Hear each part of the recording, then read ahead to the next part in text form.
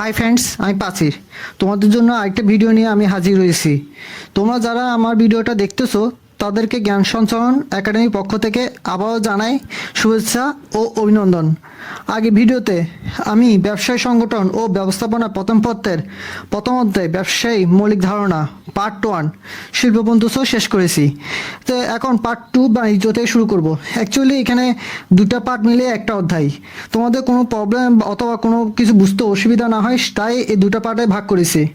তাহলে এখন বেশি দেরি না করে পড়া শুরু করে দিই। কিন্তু পড়া শুরু করার আগে তোমরা যারা আমার ভিডিওটা দেখতেছো তারা ভিডিওটা সাবস্ক্রাইব করে দিও, সাথে লাইক করো এবং বন্ধুদের কাছে এই ভিডিওটা শেয়ার করে দিও। ভিডিওটা শেষে কোনো অংশ যদি বুঝতে না পারবা, কোনো কিছু বুঝতে অসুবিধা হয়, তাহলে ডিসক্রিপশানে লিঙ্ক দেওয়া থাকবে।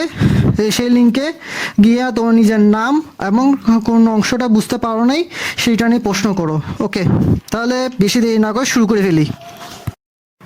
বাণিজ্য পার্ট 2। তো বাণিজ্যটা কি? দেশের বাইরে ও ভিতরে অর্থের মাধ্যমে যে ব্যবসা করা হয় তাকে বাণিজ্য বলে। তাহলে এখানে পড়ি। ইংরেজি কমার্স শব্দটি ফার্সি কমার্স থেকে আগত, আর কমার্সের শব্দ বাংলা অর্থ বাণিজ্য। শিল্পে উৎপাদিত পণ্য সামগ্রী পরবর্তী শিল্পে বা প্রকৃতপক্ষের নিকট পৌঁছানোর ক্ষেত্রে সম্পাদিত কার্য সমষ্টিকেই বাণিজ্য বলে। বাণিজ্য হল ব্যবসায়ী পণ্য বন্টন সংক্রান্ত শাখা। বাণিজ্য গুরুত্ব প্রয়োজনীয়তা সম্বন্ধে বাংলাদেশে প্রচলিত প্রবচনটি হলো বাণিজ্য লক্ষ্মী বা বসতি।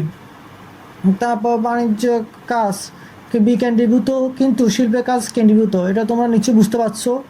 তো বাণিজ্য সমীকরণ C=T যোগ T। তো এখানে ডিফিনেশনগুলো পড়ি। C= কমার্স বাণিজ্য, T হলো ট্রেড বিনিময়, আর T হলো অক্সিলারি টু ট্রেড অথবা এডিট টু ট্রেড বিনিময় সহায়ক কার্য। তো তোমাদের একটা এরপর টপিক ব্যবসায় ও বাণিজ্যের সৃষ্ট বাধা ও তা দূরীকরণের পন্থাসমূহ ব্যবসায়ী উপযোগ।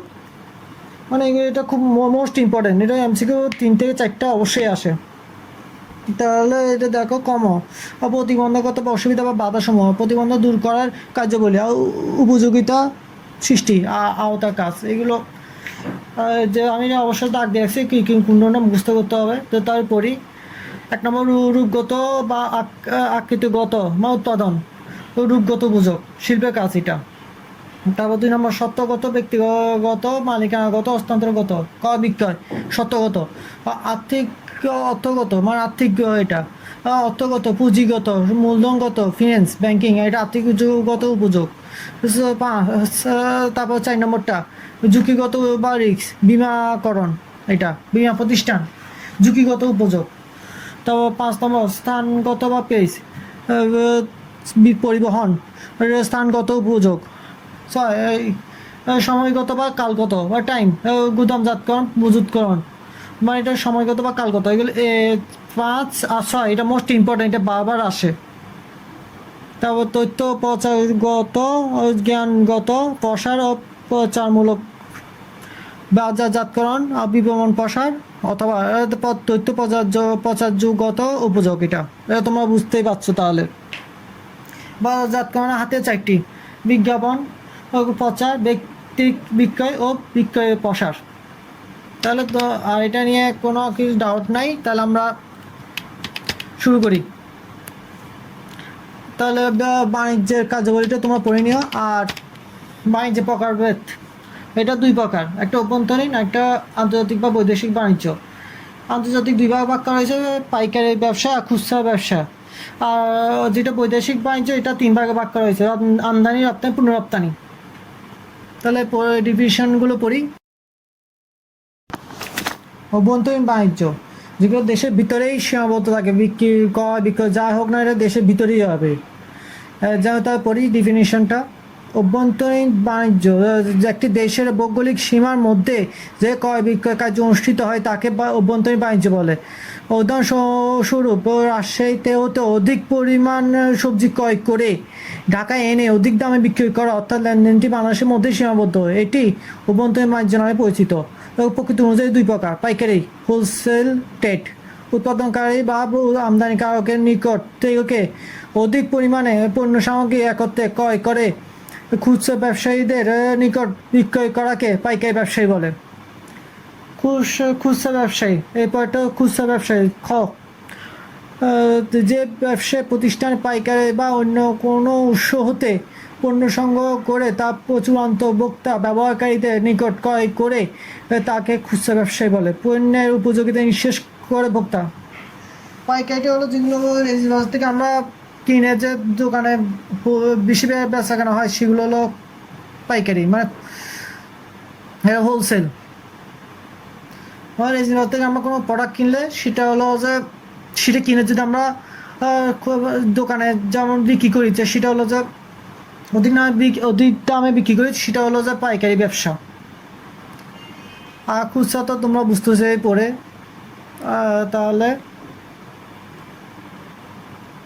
তাহলে আমরা আন্তর্জাতিক বা বৈদেশিক বাণিজ্যটা পড়ি।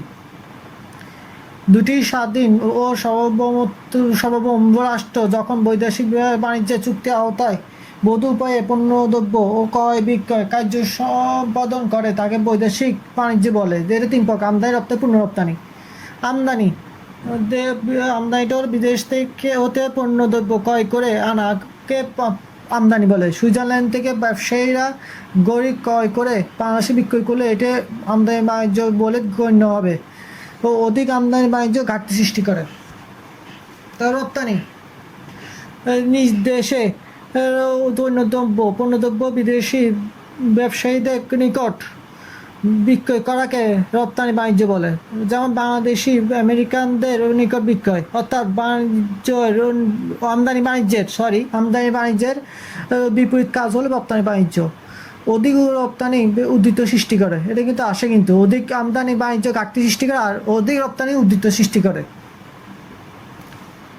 পণ্য রপ্তানি বাণিজ্যের সর্বনিম্ন তিনটি দেশের সাথে লেনদেন জড়িত, অর্থাৎ কোন দেশে বিদেশ হতে পণ্য ক্রয় এনে তার তৃতীয় কোনো দেশে বিক্রয় করে তাকে পণ্য রপ্তানি বাণিজ্য বলে।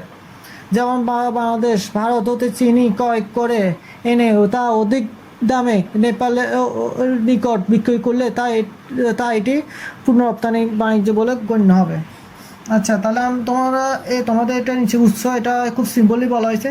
আমদানি হলো আমাদের কোনো প্রোডাক্ট বাইরে কোনো দেশে সেল করা। তাহলে এটাকে আমদানি, রপ্তানি, পণ্য রপ্তানি। তাহলে তোমরা নিশ্চয়ই এটা বুঝতে পারছো। তাহলে আমরা একটা প্রশ্ন যাচ্ছে, এটা অনেকবার এসেছে। তো এটা কি দেখো পড়ি তাহলে। করিম সাহেব একজন ক্ষুদ্র ব্যবসায়ী। তিনি রাজশাহী থেকে আম কিনে চট্টগ্রামে এনে ঢাকায় বিক্রি করেন। তাই এটা তিনভাবে গেছে। তাহলে এখন করিম সাহেব ব্যবসায়ীটা কোন ধরনের বাণিজ্য? তাহলে আমরা পড়ি, দেখো এটা ক আমদানি, খ রপ্তানি, গ পূর্ণ রপ্তানি, আর ঘ অভ্যন্তরীণ বাণিজ্য। তোমাদের সবার প্রশ্ন বলতে পারে, প্রশ্ন উত্তর হবে পূর্ণ রপ্তানি। তাহলে আমরা উত্তরটা দেখি। না, ঘ অভ্যন্তরীণ বাণিজ্য। তাহলে তোমাদের নিশ্চয়ই প্রশ্ন হতে পারে এটা অভ্যন্তরীণ বাণিজ্য কেন, পূর্ণ রপ্তানি হলো না কেন? তাই আমি বলি কেন হয় নাই। এটা রাজশাহী থেকে আম কিনে চট্টগ্রাম আর ঢাকা, এটা এই বাংলাদেশের অভ্যন্তরীণ ভিতরে। তাহলে আমরা অভ্যন্তরীণ নিচে পড়েছি, যেগুলো যা হচ্ছে তা সবগুলো দেশের ভিতরে হবে। এটা তাহলে রাজশাহী, চট্টগ্রাম ও ঢাকা এগুলো সব বাংলাদেশের ভিতরে সীমাবদ্ধ, তাই এটা অভ্যন্তরীণ বাণিজ্য হবে। তাই তোমরা আশা করি বুঝতে পারছো। না বুঝলে আমাকে নক দিও, লিঙ্ক আছে ডিসক্রিপশানে, সেখানে নক দিলেই হয়ে যাবে। তাহলে পণ্য বিনিময় এই পণ্য বিনিময়টা হলো যে মুনাফা উদ্দেশ্য থাকবে, আর তাতে মানুষের সেবাটাও থাকবে। তাহলে কি মুনাফা অর্জনের উদ্দেশ্যে পণ্য দ্রব্য বা সেবা সামগ্রী ক্রয় বিক্রয় করাকে পণ্য বা সেবা বিনিময় বলে। ব্যবসায় সবচেয়ে সংকীর্ণ শাখা হলো বিনিময় বা ট্রেড। তা বলো যে পণ্য বিনিময়ের ফলে ক্রেতা ও বিক্রেতার মাঝে ব্যক্তিগত সত্যগত মালিকানাগত উপযোগ সৃষ্টি হয়। উৎপাদনকারী ও ভোগকারীর মধ্যে যোগসূত্র স্থাপিত হয় ট্রেডের মাধ্যমে। পণ্য বিনিময়ে অপর নাম ক্রয় বিক্রয় বা লেনদেন। বিনিময় একটি পণ্য হস্তান্তর প্রক্রিয়া। বিনিময় অবশ্যই পণ্যের বিনিময় হয়ে থাকে, বিনিময় অন্তর্ভুক্ত থাকে না পণ্য উৎপাদন। আচ্ছা, তাহলে আমাদের পণ্য বিনিময় কাজ শেষ হয়ে গেছে। এবার আমরা প্রত্যক্ষ সেবাতে চলে যাই। প্রত্যক্ষ সেবা বলো যে মুনাফা অর্জনের উদ্দেশ্য থাকবে, আবার গ্রাহকের সুবিধা থাকতে হবে, মানে ভোক্তার সুবিধা থাকতে হবে। তাহলে কিছু মুনাফা অর্জনের উদ্দেশ্যে গ্রাহকের প্রয়োজন পূরণের সমর্থন কোনো কাজ, সুবিধা বা তৃপ্তি প্রদানকে প্রত্যক্ষ সেবা বলে। তাহলে এটা বুঝতে পারছো, এটি অদৃশ্যমান কিন্তু মানুষের প্রয়োজন পূরণের সমর্থ, যেমন হাসপাতাল সেবা হস্তান্তরের যোগ্য নয়, মজুরযোগ্য নয়। তাহলে প্রত্যক্ষ সেবা বৈশিষ্ট্যটা পড়ি, এটা বাকিটা তোমরা পড়তে হবে, এতটা ইম্পর্টেন্ট না। যে দুইটা দরকার সেগুলো আমি পড়তেছি। ওকে, মালিকানা হস্তান্তরযোগ্য নয় বৈশিষ্ট্য, মালিকানা হস্তান্তরযোগ্য নয়, অস্পর্শনীয়তা, অবিচ্ছেদ্যতা, মজুতযোগ্য নয়, পরিবর্তনশীলতা, শনাক্তকরণযোগ্যতা, গ্রাহকের কাছাকাছি প্রতিষ্ঠান আর বিনিময়যোগ্যতা। এখানে আসছে কোনটি প্রত্যক্ষ সেবা বৈশিষ্ট্য, আবার এটাও আসছে কোনটা প্রত্যক্ষ সেবা বৈশিষ্ট্য নয়। তাহলে প্রত্যক্ষ সেবা ধরন শ্রেণীবিভাগ। শিক্ষা সেবা, 1 নম্বর শিক্ষা সেবা। শিক্ষা সেবা যে কোনো দেশেই একটা বড় প্রত্যক্ষ সেবা খাত, যেমন স্কুল, কলেজ, বিশ্ববিদ্যালয়, কোচিং সেন্টার ইত্যাদি। 2, স্বাস্থ্যসেবা, diagnosis centre, pathological centre, clinic, হাসপাতাল ইত্যাদি।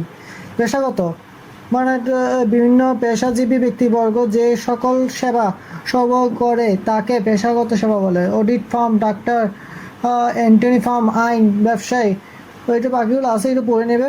উকিল, শিক্ষক, এগুলো পেশা।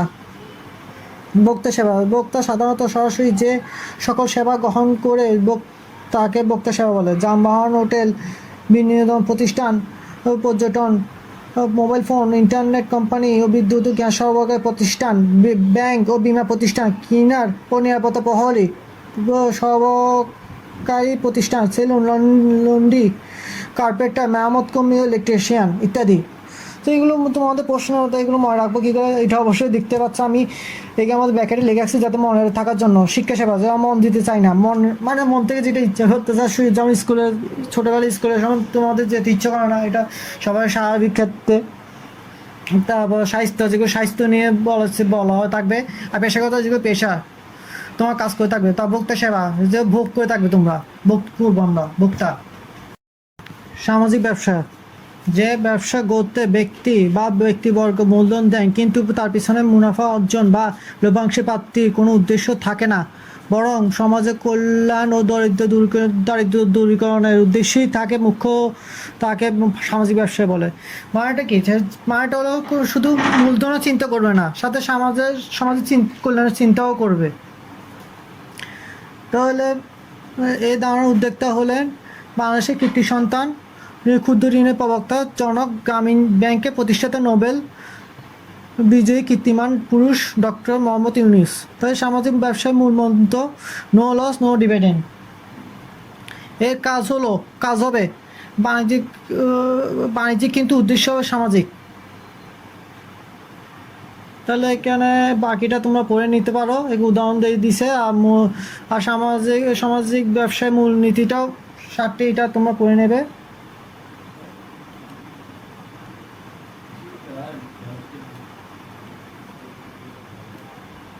তাহলে আমরা পড়ি ডাম্পিং। ডাম্পিং হলো কম দামে পণ্য বিক্রি করে বিদেশি বাজার দখল করা হয়। বাজারে একবার কর্তৃত্ব প্রতিষ্ঠা হয়ে গেলে পরবর্তীতে দাম বাড়িয়ে মুনাফা অর্জন করা হয়। ডাম্পিং করা ব্যবসার উদ্দেশ্য নয়, এটি ব্যবসার নিয়ম নীতি বহির্ভূত। তাহলে আমরা আন্তর্জাতিক ব্যবহার দলিলটা পড়ি, এটাও 6টি। আন্তর্জাতিক দলিলটাও 6টি। তাই বহনপত্র বা চালানি রসিদ, জাহাজে পণ্য বোঝার পর কাঁচা রসিদ পরিবর্তে জাহাজ কর্তৃপক্ষ পণ্য বোঝাই এবং ভাড়া চুক্তি স্বীকার করে রপ্তানিকারীকে যে রসিদ প্রদান করে তাকে বহনপত্র বা চালানি রসিদ বলে। এটি জাহাজ দলিলগুলোর মধ্যে সবচেয়ে গুরুত্বপূর্ণ। আন্তর্জাতিক বাণিজ্যের মালিকানা দলিল হলো বহনপত্র বা চালানি রসিদ। বিমাপত্র, রপ্তানিকারী পণ্য জাহাজে বোঝাই করার আগে বিমা কোম্পানির সাথে জাহাজে প্রেরিত পণ্যের নিরাপত্তার জন্য বিমা চুক্তি করে, তাকে বিমাপত্র বলে। বিমাপত্র তৈরি করা হয় প্রেরিত পণ্যের নিরাপত্তার জন্য। এটা কিন্তু মোস্ট ইম্পর্টেন্ট, এগুলো থেকে এমসিকিউ অবশ্যই আসে। বিনিময় বিল, বৈদেশিক বাণিজ্যের লেনদেন পরিশোধ ব্যবস্থা হিসেবে রপ্তানিকারক ও আমদানিকারকের উপর বিনিময় বিল তৈরি করে। বিনিময় বিল এক প্রকার স্বল্পমেয়াদী ঋণপত্র। বিনিময় বিলের মাধ্যমে বৈদেশিক বাণিজ্যের লেনদেনের টাকা পরিশোধ করা হয়।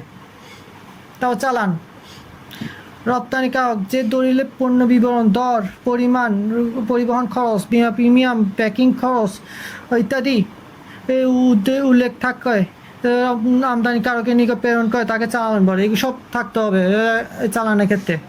বাণিজ্য দূতে প্রত্যায়িত চালান, রপ্তানিকারক 3 কপি পণ্যের চালান তৈরি করে তার দেশে নিযুক্ত আমেরিকাদের দেশে বাণিজ্য দূতের নিকট পেশ করে এবং বাণিজ্যিক দূত তা পরীক্ষা করে নিজের সিলমোহর ও দস্তখত প্রদান করে। এটি রপ্তানি বাণিজ্যের ক্ষেত্রে অপ্রয়োজনীয়। এ প্রভাব লেখো, এটা মোস্ট ইম্পর্টেন্ট, এটা একটাকে দুইটা অবশ্যই আসবে। এটা রপ্তানিকারক কর্তৃক প্রেরিত পণ্যের উৎপত্তি ও সম্বন্ধে একটি ঘোষণা বা যা স্থানীয় বণিক সভা কর্তৃক সত্যায়িত হতে হবে। এটা আমদানিকারককে নিজ দেশের শুল্ক বা যা রেহাই পেতে সাহায্য করবে। এটা শুধু রেহাই পেতে সাহায্য করবে তোমার, এটা প্রভাব লেখক। পণ্য উৎপত্তি স্থল সম্পর্কিত ঘোষণাপত্রকে বলা হয় প্রভাব লেখক। তো আজকে এতটুকু, গত পার্ট 1 শেষ আর আজকে পার্ট 2 শেষ করছি, মানে পুরো চ্যাপ্টারটাই আমাদের শেষ। এই দুটো ভিডিওর মধ্যে তোমরা যদি না বুঝে থাকো তাহলে ডিসক্রিপশানে লিঙ্ক দেওয়া থাকবে, সেখানে জয়েন হয়ে আমাকে প্রশ্ন করলে অবশ্যই আমি উত্তরটা দেবো। তোমাদের যতগুলো প্রশ্ন আছে সেগুলো সলভ করে দেওয়ার চেষ্টা করবো। আর যারা আমার ভিডিওটা এতক্ষণ ধরে দেখছো তাদেরকে থ্যাংক ইউ সো মাচ। তো এই ভিডিওটা পুরোটা দেখার জন্য, আর যারা এই ভিডিওটা দেখেছো ধৈর্য সহকারে তারা একটু সাবস্ক্রাইব করে দিবা, আর সাথে লাইকও করে দিও, আর বন্ধুদের কাছে এই ভিডিওটা শেয়ার করে দিও। Thank you so much. আজকে ভিডিওটা এতটুকু, তো বাই।